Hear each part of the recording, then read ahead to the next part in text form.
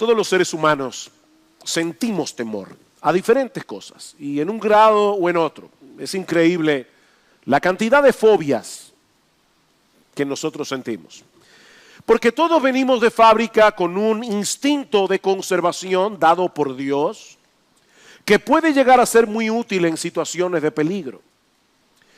Eso es tan característico en el ser humano que si conociéramos a una persona que no le tema a nada, y cuando digo que no le tema a nada es absolutamente a nada, nosotros pensaríamos que algo no está funcionando bien en la cabeza de esa persona. De hecho, hay una enfermedad que lo tienen muy pocas personas y tiene que ver con un trastorno del cerebro, de personas que no tienen temor, no sienten temor. En este mundo dañado por el pecado, son muchas las cosas que amenazan nuestro bienestar y aún nuestra propia vida. Así que el temor no es malo en sí mismo, pero puede llegar a serlo si reaccionamos incorrectamente ante aquello que nos atemoriza. Hay personas que se paralizan en medio del temor. Hay personas que terminan haciendo lo que no deben hacer. Esta mañana en la clase de escuela dominical vimos cómo Saúl, por miedo a los filisteos, hizo algo que él no debía hacer y perdió el reino por eso. Y muchos creyentes, verdaderos creyentes, pueden llegar a ser arropados por la incredulidad cuando se encuentran de repente en una circunstancia difícil y peligrosa. Y eso es lo que nosotros vemos en el pasaje que vamos a estudiar en la mañana de hoy.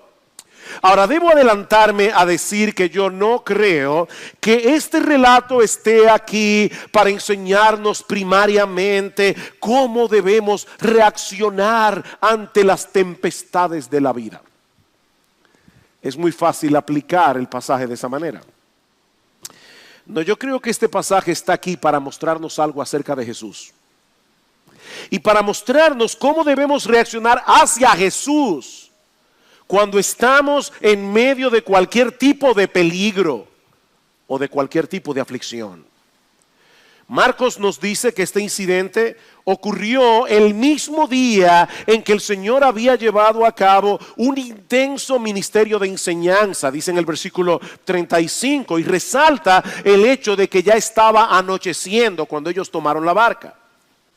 Es obvio que Jesús estaba sumamente agotado, que Jesús necesitaba descanso.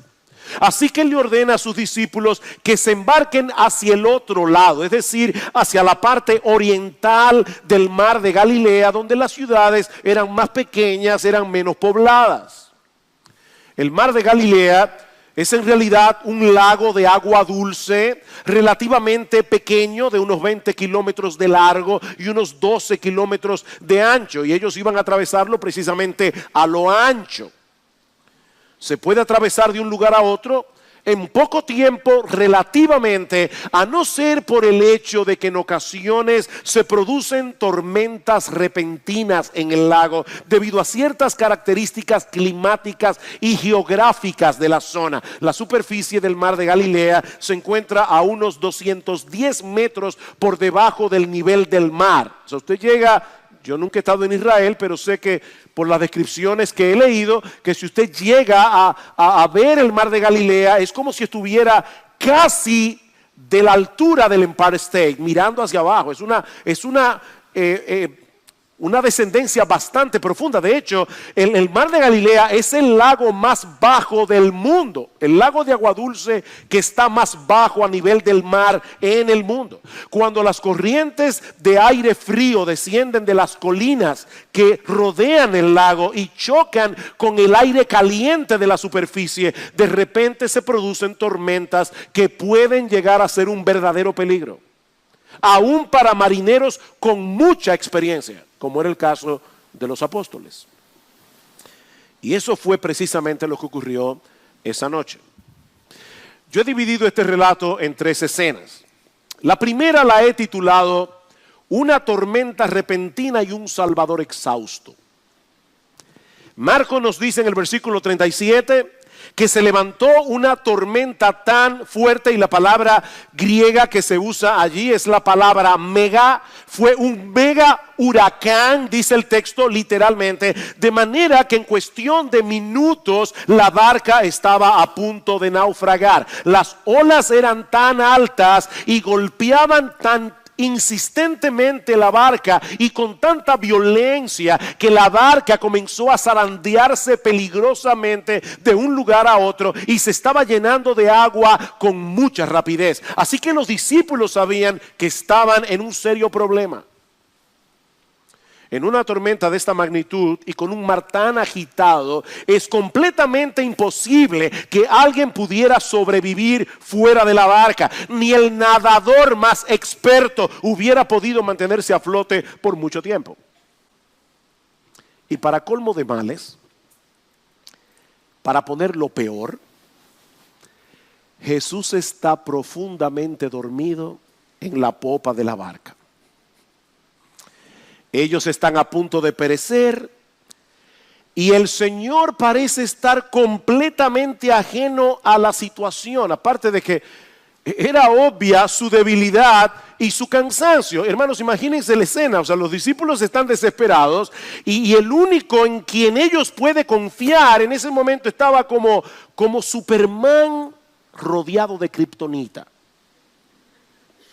completamente dormido. Era tal el agotamiento de Jesús en su humanidad que ni el ruido de la barca, ni el grito de los apóstoles, ni el movimiento de la barca pudieron despertarlo. Él estaba dormido. Y Marcos quiere recordarnos en esta historia que Jesús era 100% humano y como cualquiera de nosotros, excepto que él nunca pecó. Mis hermanos, él no se estaba haciendo el dormido para dar una lección a los discípulos. No, él estaba dormido. Él estaba completamente exhausto. Y los discípulos sabían que su pericia como marineros no les iba a servir de nada para tratar de maniobrar en una tormenta como esta. Yo no sé cuántos de ustedes alguna vez han estado en el mar en un bote pequeño. Yo recuerdo una vez que salimos a pescar con el hermano Asier y otra persona que iba con nosotros. Y desde que yo me subí en la barca, en el botecito ese, y las olas comenzaron a subir y a bajar, y no era nada ni parecido a eso, ya yo comencé a tener problemas. Y lo primero que me dijo la persona que iba en el barco fue: yo no me devuelvo por nadie. Estuvimos ahí en Salinas como hasta las 5 de la tarde. A mí la náusea no se me quitó hasta que llegamos a tierra. Y esto era 1000 veces peor. 1000 veces peor. Ellos sabían que no iban a poder maniobrar y no contaban con Jesús, aparentemente. Era una situación realmente desesperada. Y ahora yo te pregunto, ¿alguna vez tú te has sentido así? No me refiero a la náusea. Yo me refiero a estar en medio de un problema, cuando tu capacidad de resolverlo ya llegó a su límite y el Señor parece estar haciendo otra cosa. ¿Te sientes inútil y desamparado? Probablemente así se sintieron los discípulos aquella noche. Ahora, no olviden, mis hermanos, que no fueron ellos los que tomaron la iniciativa de cruzar al otro lado. El único responsable de que ellos estuvieran en esa situación tan angustiosa era Jesús. Él los había metido ahí. Aparte de que esa tormenta no se formó esa noche debido a las condiciones climáticas únicamente. Hay personas que cuando ocurren tragedias, ellos quieren defender a Dios. Defender a Dios, como si Él no tuviera nada que ver con las tragedias que ocurren en el mundo. No, las tormentas se forman debido a ciertas condiciones atmosféricas, así que no podemos responsabilizar a Dios por los vientos huracanados. No, mis hermanos, eso no es lo que el mismo Dios nos dice en su palabra. Él es el responsable de los vientos huracanados. Dice en el Salmo 107, versículo 23, los que descienden al mar en naves y hacen negocios sobre las grandes aguas, ellos han visto las obras del Señor y sus maravillas en lo profundo. Pues Él habló y levantó un viento tempestuoso que encrespó las olas del mar. Él habló. No fue la madre naturaleza la que provocó esa tempestad. Esa noche fue el decreto soberano del Señor. Él metió a los discípulos en medio de ese mega huracán, porque Él quería enseñarles algo acerca del poder y la autoridad del Señor Jesucristo. Un detalle interesante de esta porción del Evangelio de Marcos es que en el capítulo 4 del Evangelio nosotros encontramos, de hecho, las únicas 4 parábolas que se encuentran en el Evangelio de Marcos, y todas giran en torno al reino de Dios. Ahora, inmediatamente después de estas 4 parábolas le siguen 4 historias que nos muestran el poder y la autoridad de Jesús, su poder y su autoridad sobre los elementos de la naturaleza en el texto que estamos estudiando. Luego en el capítulo 5 su poder y autoridad sobre los demonios, versículo 1 al 20. Luego en los versículos 21 al 34 su poder y autoridad sobre las enfermedades. Y luego en los versículos 35 al 43 su poder y su autoridad sobre la muerte. Ellos habían recibido instrucciones verbales acerca del reino, pero ahora iban a tener la oportunidad de ver a su rey en acción. Iban a tener la oportunidad de demostrar si ellos realmente estaban dispuestos a confiar en Él, no importa las circunstancias. En otras palabras, mis hermanos, la clase de teología acababa de concluir y ahora tenían que tomar un examen práctico. Esta tempestad fue cuidadosamente diseñada por Dios para dar una oportunidad a los discípulos a que pusieran en acción la teología que habían aprendido. Y mis hermanos, eso es lo que Dios hace con cada uno de nosotros. Alguien decía, mira, cuando tú le hablas a una iglesia, todos los que están allí o acaban de pasar por una tormenta, o están pasando por una tormenta, o van a pasar por una tormenta pronto. Así que espéralo. O ya pasaron por la tormenta, o están en la tormenta, o van a pasar por una tormenta. Y no piense que es una sola, para que no piense, ya yo pasé la mía. No.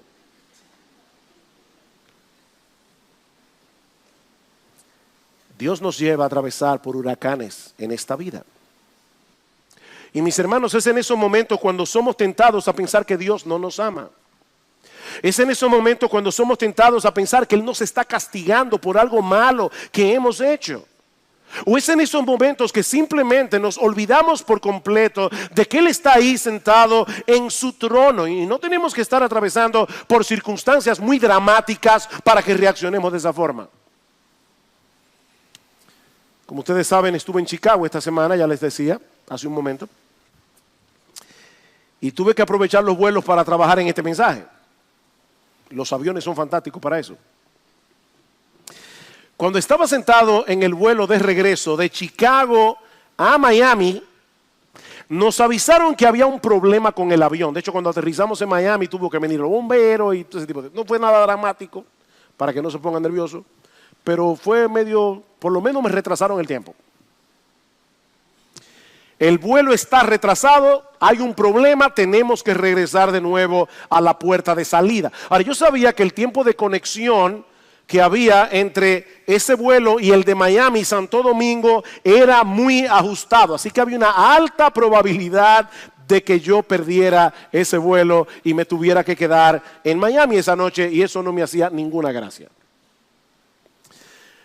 Hermano, ustedes pueden creer que providencialmente yo tenía mi laptop abierta en el momento que avisaron eso y estaba trabajando esta parte del mensaje que yo estoy diciéndolo ahora mismo. Yo dije, bueno, Señor, aquí está mi oportunidad de aplicar lo que tú me estás enseñando. Y ahí mismo llamé a Gloria por teléfono, por el celular, y le dije lo mismo. Mira, yo estoy estudiando la Biblia ahora mismo. el pasaje del domingo, me toca esta porción. Es posible que me quede en Miami, yo no lo sé todavía, pero mira, pam. Y ahí mismo le pude mandar un WhatsApp a una hermana con la que me estaba escribiendo, que está en Miami con su mamá, en una situación muy difícil, la tuvieron que internar, llamar al 911, algo bien aparatoso, así que compartí con ellos la historia también. Les di un tráiler de esta prédica. Mis hermanos, nuestro Dios es el Dios de las tormentas. Él es el Dios de las grandes y de las pequeñas. Y Él no exime a los cristianos a tener que pasar por ellas, porque esa es la única manera en que nosotros podemos aprender verdadera teología y fortalecer nuestra fe. La única manera. Déjame hacerte una pregunta. ¿Cuál es la forma más segura de llegar a ser bueno en un deporte? ¿Aprendiendo las reglas de juego o jugando? Mira, tú puedes leer un manual escrito por Roger Federer acerca de cómo se juega tenis y aprendértelo de memoria, pero la única forma de aprender a jugar tenis es jugando tenis. Lo mismo ocurre con la teología. Lo mismo ocurre con la teología. Dios quiere que nosotros le conozcamos íntima y personalmente. Es de eso que se trata la teología. Hay personas que creen que la teología es algo muy profundo. No, la teología tiene que ver con el estudio de Dios. Todo cristiano debe estudiar teología. De hecho, todo cristiano tiene una teología y algunos la tienen muy defectuosa porque no estudian. Necesitamos conocer teología. Dios quiere que nosotros le conozcamos íntima y personalmente. Dios quiere que nosotros confiemos en Él, pero no como una mera teoría, sino como algo real del corazón. Hermanos, nosotros debemos leer la Biblia. Nosotros debemos leer buenos libros sobre los atributos de Dios. Eso es extremadamente importante, pero ese conocimiento vendrá a ser verdadero conocimiento cuando podamos aplicarlo en medio de la tormenta.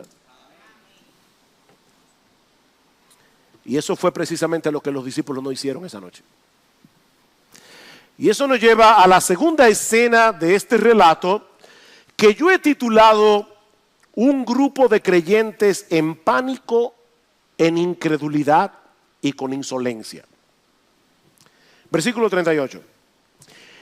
Él estaba en la popa durmiendo sobre un cabezal, una especie de cojín hecho de piel, donde a veces los marineros descansaban durante la travesía. Y le dijeron: Maestro, ¿no te importa que perezcamos? Ese es uno de esos momentos cuando la incredulidad nubla los ojos de la fe y nos lleva a actuar con insolencia. Los discípulos se dejaron controlar de tal manera por el temor que perdieron la perspectiva por completo. Por un lado, ellos se dirigen a Jesús llamándole maestro, llamándole Señor, como dice el Evangelio de Mateo. Parece que unos gritaban una cosa y otros gritaban otra, aparentemente en una forma de respeto. Pero al mismo tiempo lo acusan en una forma insolente de no tener ningún tipo de cuidado para con ellos. ¿Es que no te importa? ¿Oyeron eso, hermanos? Ellos diciéndole a Jesús: ¿es que no te importa que perezcamos? En vez de mostrar una fe sumisa hacia el Señor y esperar tranquilos a ver lo que Él iba a hacer, la frustración y el miedo los llevaron a reprocharlo por su falta de cuidado y de amor. Y no olviden, mis hermanos, que ellos habían visto a Jesús sanar todo tipo de enfermedad. Ellos habían visto a Jesús echar fuera demonios. Ellos estaban conscientes de su poder. Ellos estaban conscientes de su compasión, pero dejaron que el miedo los controlara y en ese momento perdieron su teología. Y yo imagino a Pedro cuando le estaba contando a Marcos esta historia para que la incluyera en su evangelio, el sentido de vergüenza que tiene que haber sentido. ¿Alguna vez tú te has visto a ti mismo reaccionando de ese modo? Porque honestamente a mí me ha pasado más de lo que yo quisiera recordar. Sabemos que el Señor es bueno, sabemos que Él es todopoderoso, sabemos que Él es el creador de los cielos y de la tierra, sabemos que Él está lleno de compasión y de sabiduría. De hecho, nosotros tenemos ahora un conocimiento que los discípulos no tenían en ese momento. Y es que por su amor para con nosotros, nuestro bendito Señor y Salvador, Jesucristo, iba a dar su vida en la cruz del Calvario para satisfacer la justicia perfecta de Dios y así poder concedernos el perdón de todos nuestros pecados. Eso no había pasado todavía. Cristo fue desamparado por el Padre para que ninguno de sus hijos tenga que experimentar ese tipo de desamparo en ningún momento, en ninguna situación. Pero mis hermanos, ¿cuántas veces reaccionamos con esa misma clase de insolencia y de incredulidad en medio de la prueba? No lo decimos con palabras, pero es la queja sutil y silente que está detrás de nuestro descontento y de nuestra amargura. Hay una frase en inglés que lamentablemente no tiene el mismo sentido en español, porque es un juego de palabras. Pero en inglés se dice que las pruebas o te hacen bitter o te hacen better, o te amargan o te hacen mejor. O te amargan o te hacen mejor. Señor, una cosa es lo que dice la Biblia acerca de tu cuidado y de tu protección hacia los tuyos, pero otra muy diferente a lo que yo estoy pasando en este momento. Puede ser, Señor, que estas promesas tuyas se apliquen a algunos favoritos que tú tienes en la iglesia.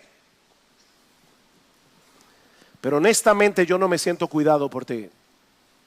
Repito, hermanos, uno no dice eso con la boca. Uno es lo suficientemente cuidadoso como para no decir eso así. Pero eso es lo que implica la actitud de nuestro corazón. Señor, yo no me siento cuidado por ti. Si te soy más honesto todavía, yo creo, Señor, que a ti no te importa. Eso fue lo que le dijeron los discípulos. A ti no te importa. Estamos a punto de morir ahogados y a ti no te importa. Por eso alguien decía que esta es la historia de dos tormentas. Una tormenta en el mar y otra en el corazón. Y la del corazón era peor que la del mar. Aunque debo hacer una aclaración aquí, hermanos, cuando estamos en medio de la aflicción, no es ilegítimo ni pecaminoso necesariamente sentir temor y aún tristeza. El Señor Jesucristo en el huerto de Getsemaní, orando al Padre, le dijo: Padre, mi alma está muy triste hasta la muerte. Yo no quiero crear un problema de conciencia innecesario. La tristeza en sí misma no es pecaminosa. Es lo que tú haces cuando estás en medio de la tristeza. Es como tú manejas tu diálogo interior en medio de la tristeza, porque tú te vuelves vulnerable. Te vuelves vulnerable a que el pecado te arrope, a que el pánico te domine. Te vuelves vulnerable a que tu teología se vaya de tu cabeza. Y el Señor es tan bueno. El Señor es tan paciente que en vez de decir a los discípulos: yo voy a dejar que ustedes se hundan un rato en el agua, hasta que me traten con un poco más de respeto y me lo pidan por favor.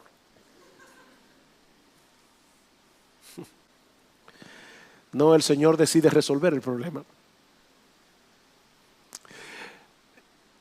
El Señor responde nuestras oraciones, aun cuando muchas veces no las hacemos de la manera más apropiada. Y eso nos lleva a la tercera escena, que yo he titulado un milagro sorprendente y un temor más grande todavía. Versículo 39. Y levantándose, reprendió al viento y dijo al mar: cálmate, sosiégate. Y el viento cesó y sobrevino una gran calma. El Señor despierta de su sueño. Él no está en pánico. Él no muestra ningún signo de agitación y reprende al viento y al mar como si fuera un perrito faldero que está demasiado inquieto. Y de inmediato el viento se detiene y el mar se pone como un espejo. Y otra vez aquí aparece la palabra griega mega. Se produjo una mega calma, dice el texto literalmente. Una de las cosas que a mí me sorprende de este pasaje es la sencillez con la que Marcos narra todo esto. Jesús no se paró en el frente de la barca y dijo algún tipo de conjuro mágico al estilo de Harry Potter. De hecho, ni siquiera tuvo que pedirle al Padre en oración que calmara la tormenta. El poder de su palabra fue suficiente para que el viento se detuviera de inmediato y el mar se pusiera liso como un plato. El poder de su palabra. Cálmate. Sosiégate. ¿Saben que aquí ocurrieron dos milagros a la vez? Cuando el viento cesa en medio de una tormenta, las olas se siguen moviendo por un rato y se van calmando poco a poco. Pero eso no fue lo que sucedió. Es que instantáneamente el viento cesó y el mar se puso como un plato. Como dice el comentarista Guillermo Hendrickson, parece que en un ataque de poesía, dice: en este caso, el viento y las olas se sincronizaron en la sublime sinfonía de un silencio solemne.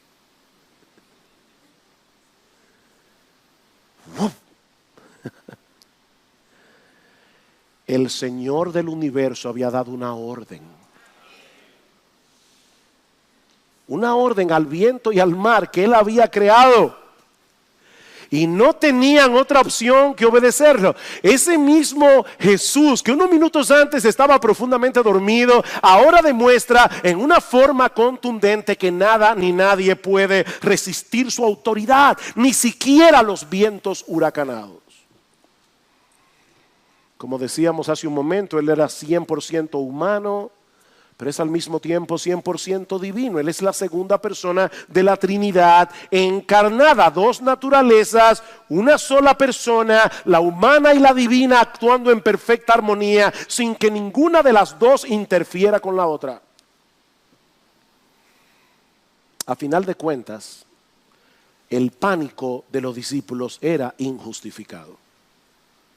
Porque el Rey de Reyes, el Creador de los cielos y de la tierra, estaba con ellos en la barca y en ningún momento dejó de estar en control en su naturaleza divina, ni siquiera cuando estaba profundamente dormido en su naturaleza humana.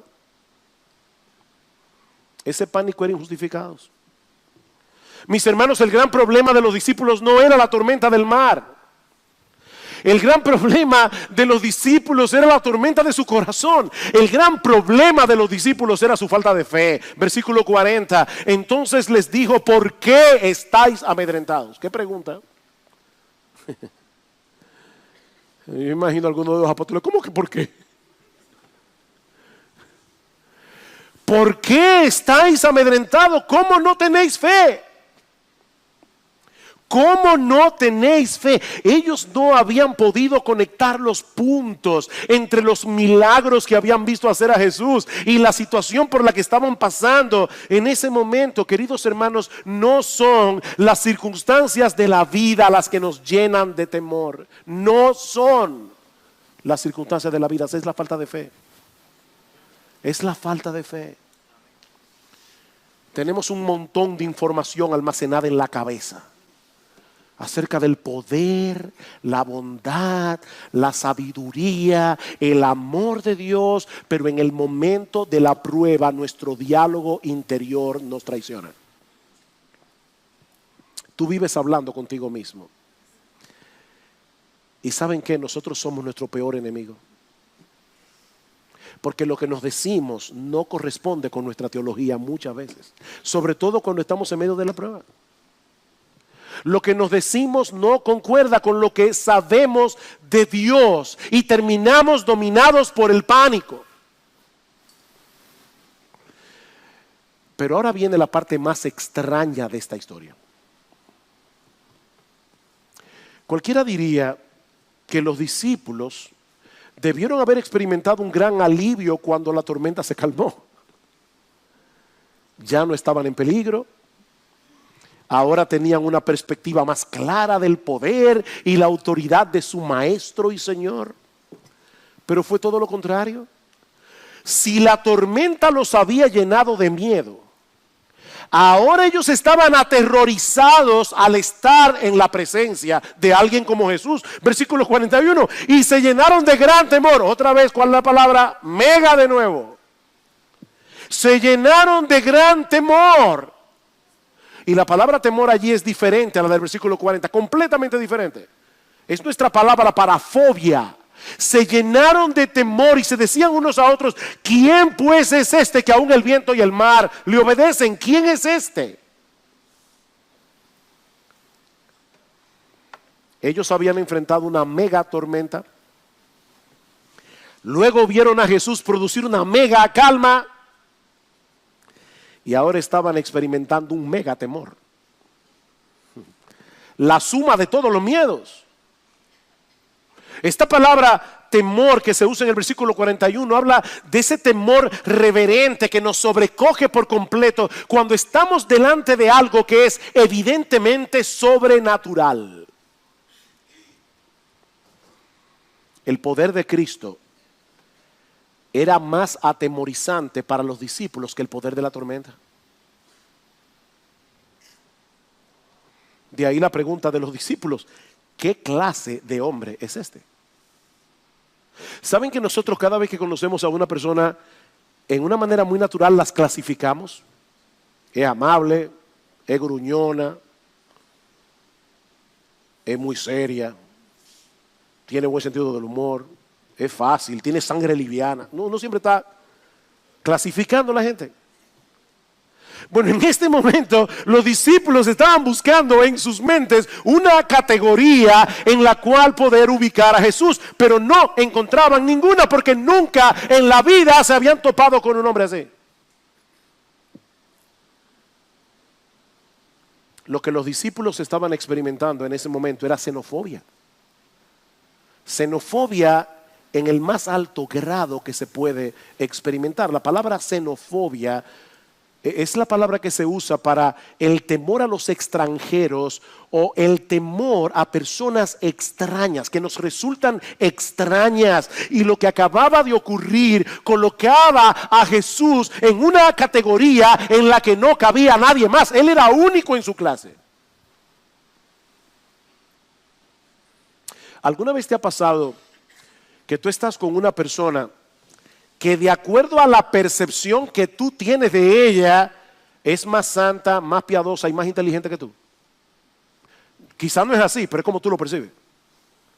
Y para colmo es una persona que parece tener un discernimiento tal que puede captar el error y puede captar el pecado aún en las formas más sutiles. ¿Tú alguna vez has estado delante de una persona así? Y lo incómodo que a veces eso hace sentir a uno. Bueno, imagínate a los apóstoles al estar enfrente de la persona de Jesús. Hay otro episodio en el Evangelio de Lucas muy similar a este y que nos ayuda a entender mejor por qué los discípulos estaban tan aterrados.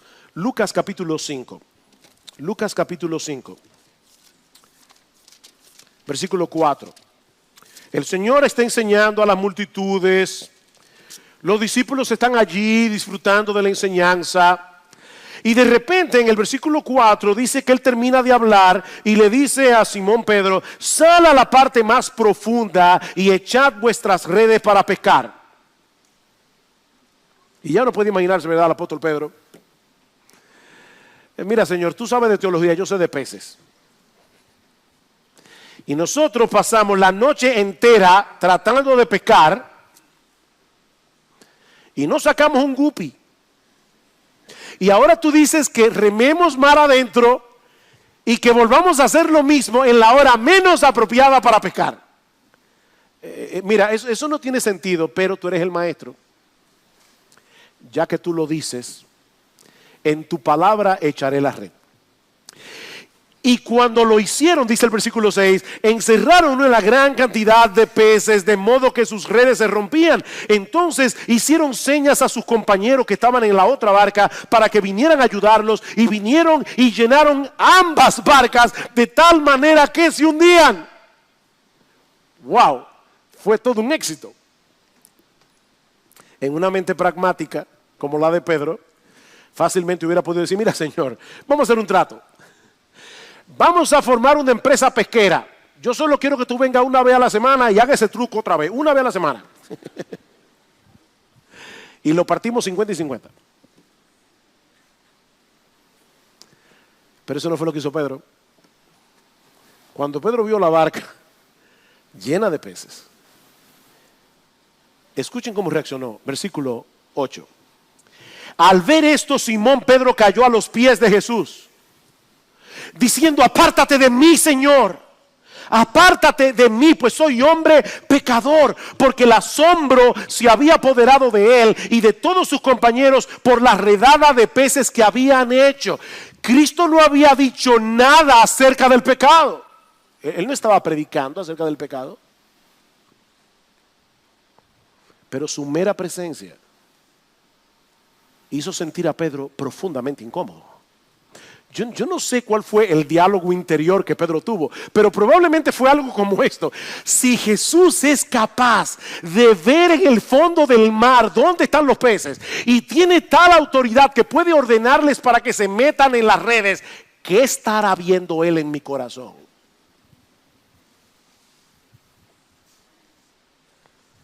¿Qué estará viendo Jesús en mi corazón? Pedro estaba tan aterrado que le pidió al Señor que se apartara de él. Apártate de mí, Señor. Pedro se sintió profundamente incómodo y aterrado al estar ante la santidad de Jesús. Alguien decía: la miseria del pecado no quiere la compañía de la pureza. La miseria del pecado no quiere la compañía de la pureza. Eso es como un ladrón que busca consuelo en un grupo de policías honestos. Nadie quiere eso. De hecho, yo creo que es por eso que mucha gente dice admirar a Jesús, pero al mismo tiempo prefieren mantenerlo lo más lejos que puedan de sus vidas, porque presuponen que sería muy incómodo tener demasiado cerca a alguien tan santo, a alguien tan justo como Él. Pero hermanos, la historia de Jesús no termina con esta escena en el mar de Galilea. Cuando nosotros seguimos leyendo los evangelios, vemos que este mismo Jesús, perfecto en santidad y en poder, voluntariamente tomó la decisión de morir en debilidad, asumiendo nuestra culpa en la cruz del Calvario. Aquel que tenía el poder de darle órdenes al viento y al mar, se dejó apresar, se dejó juzgar en un tribunal humano. ¿Saben para qué, mis amados hermanos? Para que cada uno de nosotros pudiera ser absuelto en el tribunal de Dios. Así que no tenemos que pedirle a Jesús que se aleje de nosotros, porque Él hizo todo lo que era necesario para que pudiéramos estar cerca sin ser aplastados por el peso de su santidad, sin ser aplastados por el peso de su justicia. Ahora, mis hermanos, piensen en esto por un momento. Si tú eres un verdadero cristiano, eso quiere decir que la persona más terrible, la persona más temible en todo el universo ha decidido aceptarte en su presencia. Me encanta cómo este personaje de las crónicas de Narnia, Lucy, le pregunta al fauno si Aslan es peligroso y dice: por supuesto que lo es, porque él no es un león domesticado. Mi hermano, el Dios del cielo te ha recibido. El Dios del cielo te ha perdonado. El Dios del cielo te ha cubierto con el manto de la justicia perfecta de su Hijo, y ahora te ha adoptado como parte de su familia. Él sigue siendo digno de temor reverente, porque sigue siendo el Rey de gloria. Pero ese temor no nos mueve a querer alejarnos de Él, porque ahora sabemos que ese Dios ha decidido amarnos en la persona de su Hijo, y ahora nos cuida como si fuéramos la niña de sus ojos. ese mismo Dios. De hecho, ese es el argumento que Pablo usa en Romanos capítulo 8. Romanos 8, capítulo 8, versículo 14 en adelante. El apóstol Pablo está hablando allí de cómo nosotros debemos mortificar el pecado, de cómo nosotros debemos ser santos si somos verdaderos creyentes. Pero dice en el versículo 14, porque todos los que son guiados por el Espíritu de Dios, y ahí no habla de ser guiado para ver qué carrera tú vas a estudiar o con quién te vas a casar. Por el contexto nosotros sabemos que somos guiados por el Espíritu de Dios a ser santos.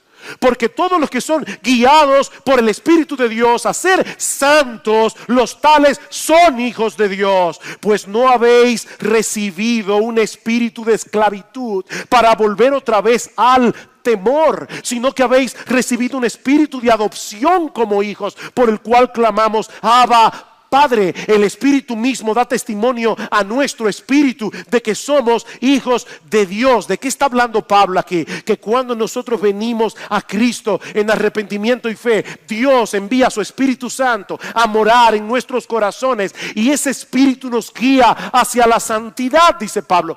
¿Cómo el Espíritu hace eso? Escuchen bien, hermanos, ¿cómo lo hace? Sustituyendo en nuestros corazones un temor esclavizador por un afecto filial. Así que en vez de actuar como esclavos que obedecen por temor al castigo, el Espíritu Santo produce en nosotros la confianza de que hemos sido adoptados como hijos de Dios, para que nuestra obediencia sea motivada por la fe, para que nuestra obediencia sea motivada por un profundo afecto del corazón hacia nuestro Padre Celestial. Queridos hermanos, si el Dios Todopoderoso nos amó de tal manera que estuvo dispuesto a enviar a su propio Hijo a morir en una cruz para poder adoptarnos y tratarnos de ahora en adelante como Él trata a su Hijo,